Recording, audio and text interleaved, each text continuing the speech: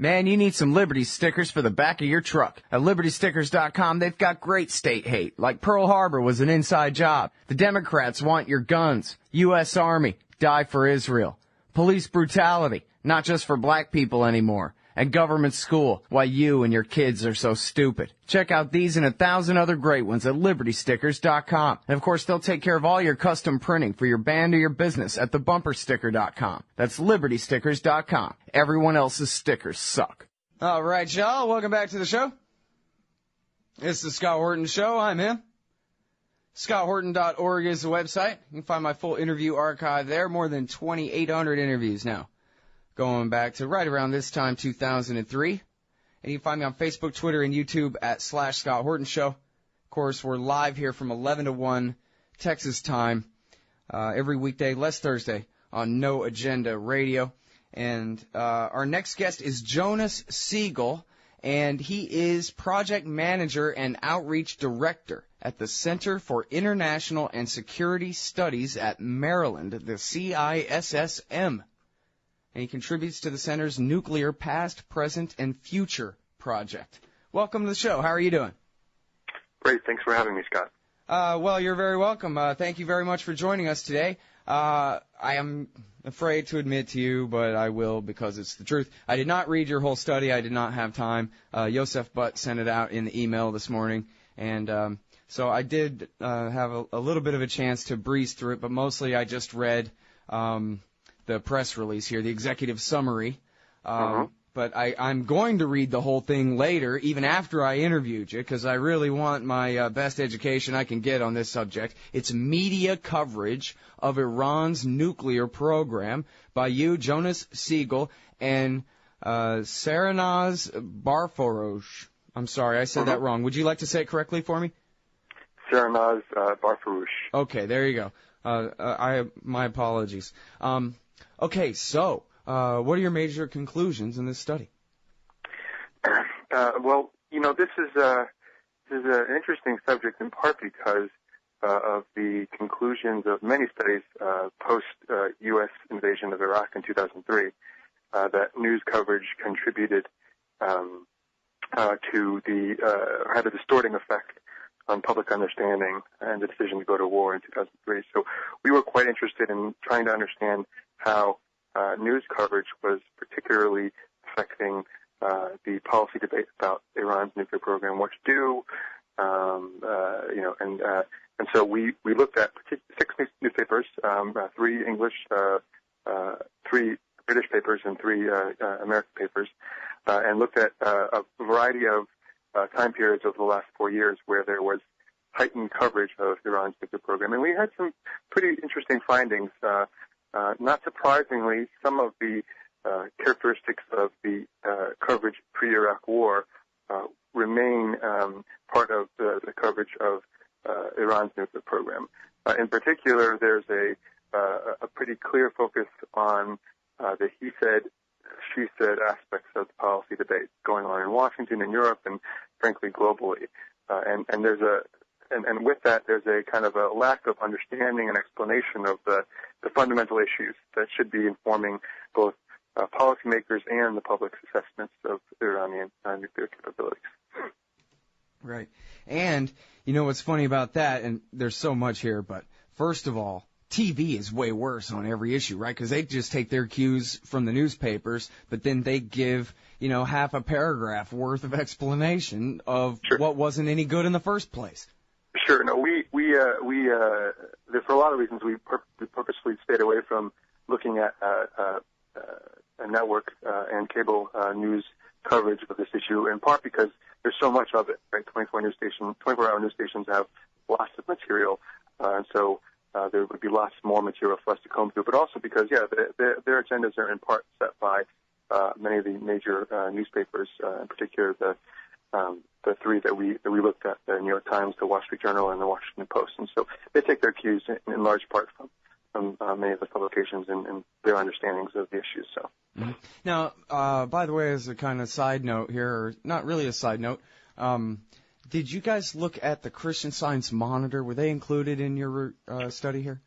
They were not. And, you know, and I think the one thing that's important to keep in mind, we took a relatively narrow approach in looking at these 6 publications, and there are some very good reporting done by these publications in the time periods we looked at, and there's some very good reporting on this issue elsewhere.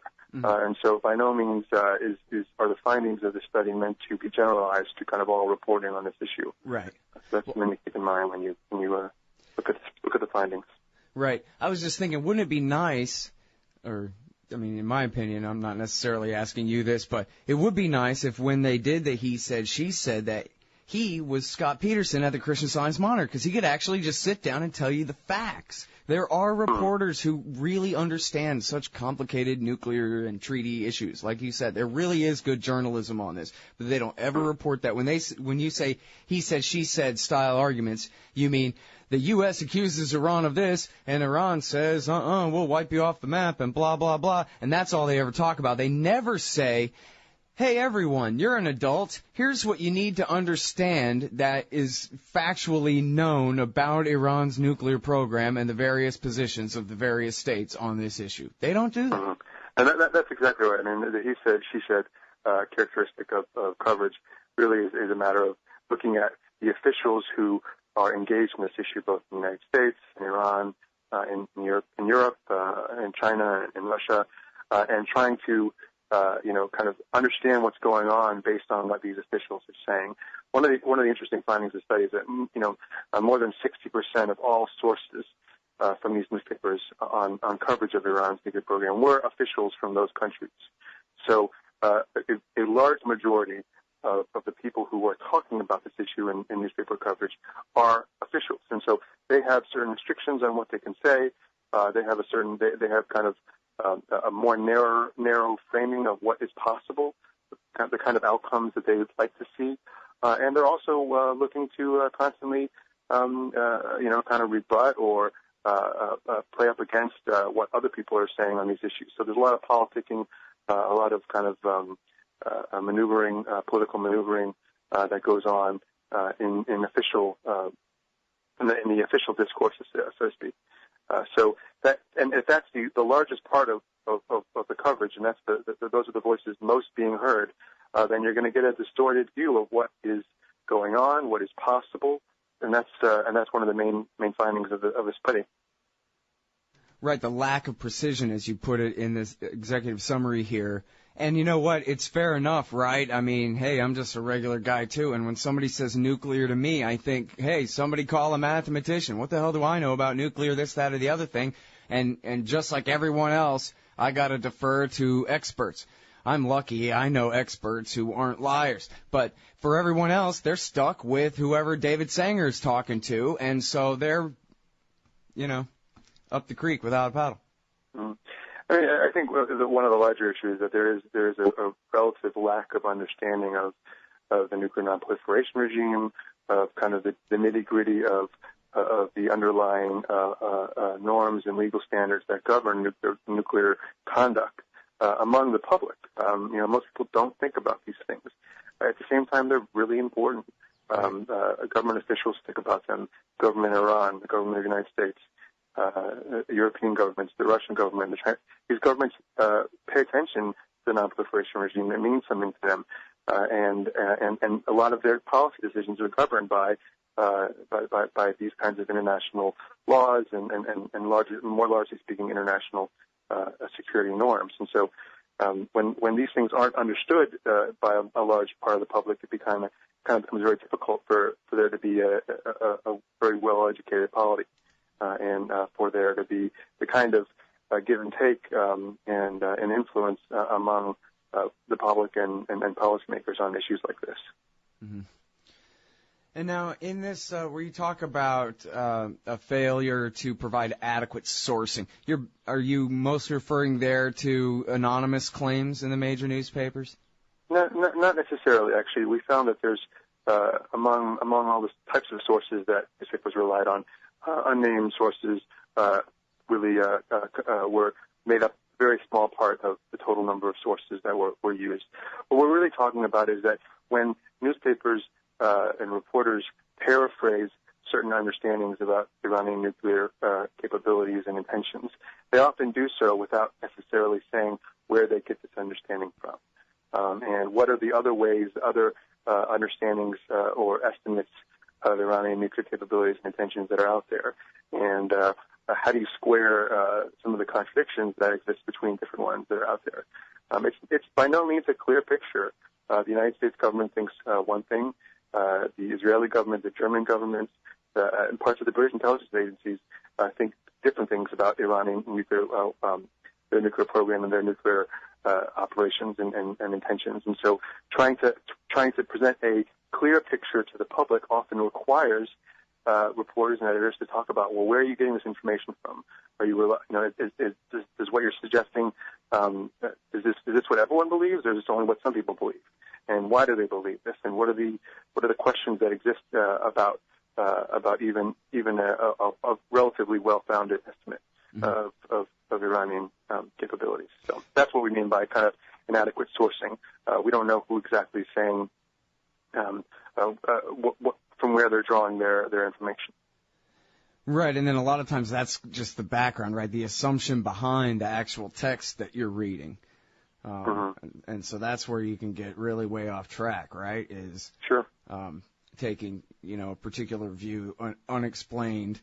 And, here's the thing about it, too. This goes back to what you're saying about just, the average guy on his way to Walmart right now listening to this doesn't have any reason, he doesn't think, to care one way or the other anything about details of the Non-Proliferation Treaty. And so he has no cause to understand. It's not like Chris Matthews, red and blue scoreboard guy on TV is ever going to explain to him, or even in the New York Times ever going to explain to him, that the Iranians are within the Non-Proliferation Treaty and their Safeguards Agreement. What they're so-called in defiance of are all these extracurricular United Nations Security Council resolutions that, frankly, are in direct defiance of the Security Council membership's own signatures to the Non-Proliferation Treaty, and which are, in fact, on the Rumsfeld illogical standard of evidence that you must prove a negative. You must lift up every grain of sand in Iran and prove there's not a secret nuclear weapons program beneath it,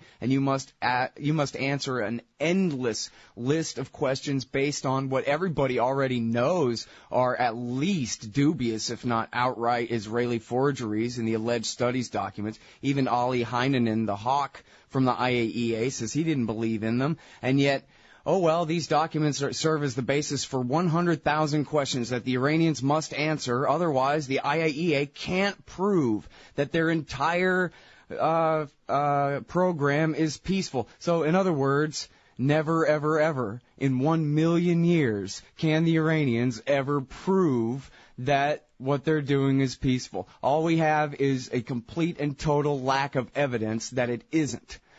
But that's not the standard. And so try getting the New York Times to explain that one. I mean, I think without stepping too much into kind of what the IAEA has asked Iran to do and what the international community has asked Iran to do, and what the appropriate policy outcome is on this situation, I will say that that Iran could be doing more to answer questions that have been raised about its nuclear program, but it has also provided a lot of answers and a lot of access to the IAEA, and it has resolved most of the issues that have been raised by the agency since '03 about potential weapons-related activities in Iran. And there are very few countries in the world that have been inspected and have gone through the kind of process that Iran has in trying to meet the demands of the International Atomic Energy Agency and the international community regarding its nuclear program. So. Well, and this is all very problematic, right? This is not just an academic study. This is an academic study that's an emergency, and it's so important. I'm so glad that you did it, because right now we're sort of in the midst of a series of talks with the Iranians and the rest of the United Nations Security Council, the P5+1 as they call it, to try to reach an agreement. And there's a lot of pressure in a lot of ways on both sides, on all sides, to come to some kind of conclusion here. Just keep your enrichment down at 3.6% and export your 20% and do it in a way where everybody can save face or something. There's a deal in there somewhere. It could happen if the politics are right for it to happen, and yet there's all this propaganda and, for that matter, all this misunderstanding and just ignorance, and the entire debate kind of takes place in this netherworld that's not really connected to the actual facts of the matter, what we're dealing with, or the history, the context. And so the great danger is that all the talks will fail and we could end up in a real war. After all this time of threatening and not and talks back and forth and whatever from the Bush into the Obama years. It is a very tenuous moment in these relations, and it's important for us to get it right, which is why we put such an emphasis on trying to understand how the media were framing these issues for the public, for the policymakers, to make sure, or at least to understand, what was missing from the public discussion, what needs to be there that's not there, and or how are they being hijacked by certain interests within certain governments, essentially. Mm-hmm. And now, in this study, do you guys take time out to name names at all, or you got to keep it very academic and polite on that? In terms of names of reporters or newspapers and that kind of. Yeah, or both. Yeah, we didn't look at the bylines to identify particular reporters that were that either did really well or were guilty of certain kind of consistent bias. But there were some you noticed though, right? I mean, I think it's each newspaper has a relatively small stable of reporters who work on these issues, and so there are only a handful, more than a handful, but there aren't more than a dozen or 24 reporters who work on these issues of these papers, and so when you look at the coverage, you see the same names over and over again. That's for sure. Right. But I mean, you see the same ones leaning toward the war party position over and over again too, don't you? No, I don't necessarily think that. I didn't see any evidence that there were reporters who had their own agendas in this coverage. Really? I wasn't looking for it. So maybe if I were looking for it, I would be able to identify it more. I think more than anything, you make certain assumptions when you're reporting a story.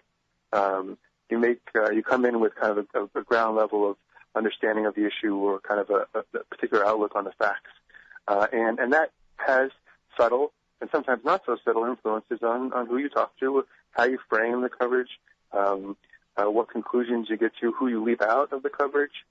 It's notable that over time there were less Iranian officials and more Israeli officials being represented in the coverage, and that reflects a certain type of orientation or certain privilege that was given to certain to certain officials, and that's what I mean. I mean, you don't. So I didn't notice any particular agenda that reporters had in when they reported on this issue, but you do see these assumptions being made, and that influences how the stories are framed and how the issues are kind of discussed in the broader context of events. Mm-hmm. Well, I'll leave names out because I don't want to make you look bad or anything, but I'll say I've noticed that, say there's one reporter at one very major paper somewhere published in New York State, I think, where, he gets it wrong all the time when he shares his byline with this other guy, but then every once in a while he shares his byline with this other guy, and all of a sudden this article gets all factual, and it leaves out the assumption that it's a nuclear weapons program. Sometimes that just skates right by, nuclear weapons program. And sometimes it's, nuclear program that's fully safeguarded and could be maybe turned into a weapons program someday. Which is a pretty major difference. But then again, I hold grudges, and maybe I notice things that other people aren't quite, paying that much attention to. There are lots of shades of gray, and the words you use matter, and the words that reporters use matter, and sometimes people aren't as careful as they need to be in describing whether it's Iranian nuclear intentions or what they're capable of doing, or the effect of U.S. policy in the region on the decision making of the Iranian leadership. I mean, so the words matter, and that's a big kind of takeaway from the study is that if you're not careful with the words that you use, you can lead readers to draw broader conclusions or perhaps even misguided conclusions about what's going on, what's at stake, how to get out of the problem, the dispute that we find ourselves in. Mm-hmm. And now, did you guys actually keep track of which stories turned out to not be right? We didn't. I mean, we didn't. Grade each story according to whether we thought the contents of it were accurate or completely accurate or partly accurate. Again, the focus was on trying to understand how newspapers were framing this issue. What areas were they emphasizing in the coverage? Right. How were the words that were being used? How were they kind of tells, so to speak, of certain assumptions and orientations? Right. that was the main focus. We didn't really kind of follow up and say, okay, this paper said this one time, and the next time it said something different, and how can both be right? And we didn't do that kind of reporting. Right. No. Oh, I guess I could refer back to again the sort of general ignorance on nuclear issues, and then there remains then the question of what can possibly be done about that, where the average news consumer can know enough to understand an article that really gets to the point. I mean, like I was saying earlier, they're within their safeguards agreement. Well, you have to quibble about subsidiary arrangement 3.1 to decide whether they're actually still really within their safeguards agreement. But, people got to understand what a safeguards agreement is in the first place before they can quibble about whatever 3.1. So how can they ever even understand the issue when it's something that's so complicated that it's about, fission on one hand and treaties obligations on the other, It is it's a particularly complicated subject, and you have the kind of the confluence of, again, international law and international treaties and very technical issues like nuclear fuel cycle capabilities. So it's a particularly difficult topic to talk about clearly and succinctly and in a way that a broad swath of the public can understand. But that doesn't mean that you shouldn't try, and that we couldn't be doing better in talking about, the meaning of international treaties like the NPT in U.S. policy making, both in the Middle East and around the world, frankly. Yes, it makes it a little bit, maybe it makes the stories a little bit longer and use a little bit more time to kind of go over some of the context and backgrounds. But sometimes that's what's necessary in order to get it right. It is a complicated story. There's a lot of moving pieces, and so you might spend a little more time, a little more energy in trying to explain to the public what's going on and how they should be thinking about it and the questions they should have that they should demand need to be addressed before the U.S. and other governments make any big moves in this dispute. Mm. Oh, and I'm sorry, because I remember now my clever thing where I was going with that the question about keeping track of the facts and which ones turned out to be right or not. And it goes to the point that you call finding 9 here in the study, reinforcing negative sentiments and about Iran. And so in that sense, like, the way I like to say it, well, gee, where there's smoke, there must be fire. And yet it's the same, apparently very cold smoke has been blowing all this time. And yet, if you ask the average guy, the Iranians, man, they hate us. They don't do nothing but burn American flags all day. They hate us so much over there. And of course, they want to make nukes as fast as they can and use them against all that is good and holy in the world. And how do I know that? Because I've heard 10,000 negative stories about Iran in a row over the last 10 years, and none of them were ever really contradicted. And that's where I get to the point where, over here in some of the alternative media, we actually do the work and contradict these lies as published in some of these major publications and challenge their assumptions that they buy into, as you put it, too. And so that's, goes to, I guess, what we were talking about before, where when it comes to talks and things like this, or whether we have a war or not, people can be made to believe, and we've seen the poll numbers in the past, people in America can be made to believe that Iran is a very terrible and immediate threat and that something must be done about them if they're told the right scary stories a few times in a row. And on top of a backdrop of, again, the 10,000 stories, which I would assert most of them turn out not to really be right, but boy, they make scary headlines a lot, what the Iranians are up to, Yeah, I mean, the negative sentiments that are reinforced by some media are problematic. There is undoubtedly a large segment of the U.S. population that has negative feelings or negative sentiments toward Iran, and whether that's a consequence of the media coverage or whether the media coverage simply reflects that, I don't know for certain. But it becomes most problematic, when you're trying to deal with international relations. The United States has to deal with a lot of different countries and a lot of different leaders and governments around the world, and some of them don't always hold the same values that we have, and some of them might behave in ways that we don't necessarily agree with. But we still have to find ways to work with them sometimes. There was, despite all the kind of vitriol back and forth between the Soviets and the United States throughout the Cold War, there were still many opportunities for us to work together, namely on arms control, but in other fronts as well. Right. And I think the same goes for Iran.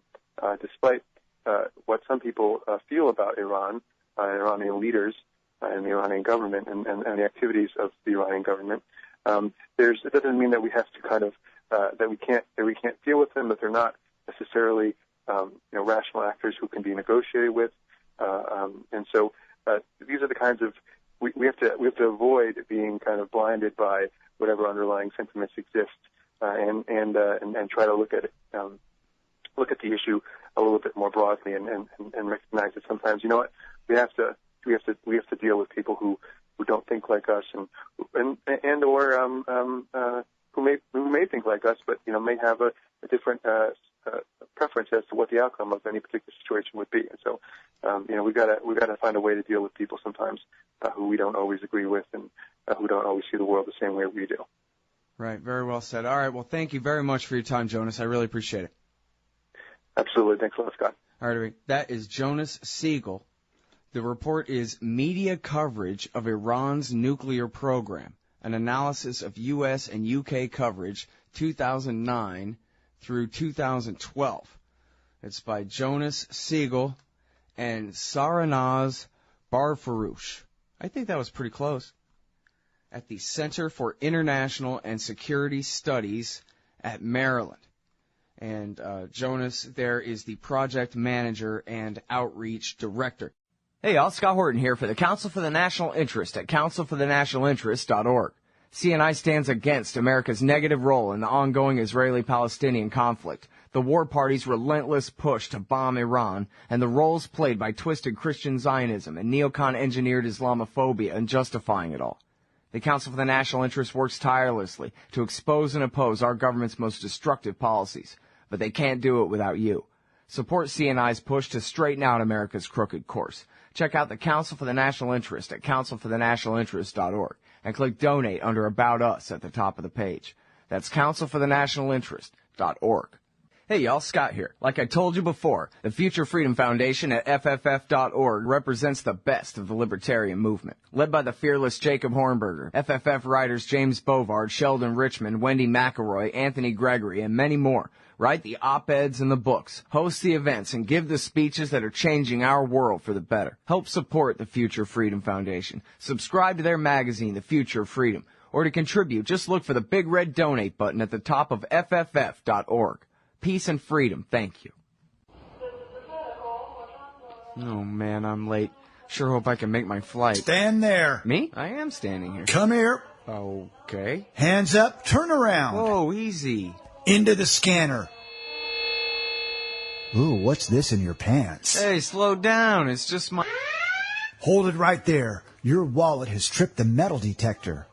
What's this? The Bill of Rights? That's right.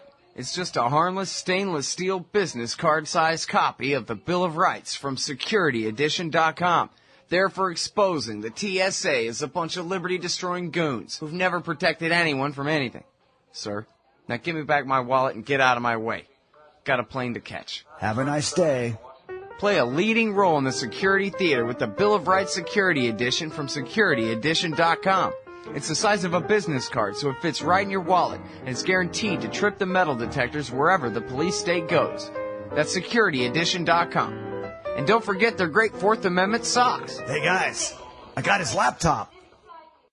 Hey everybody, Scott Horton here. You ought to consider advertising on the show. Here's how it'll work.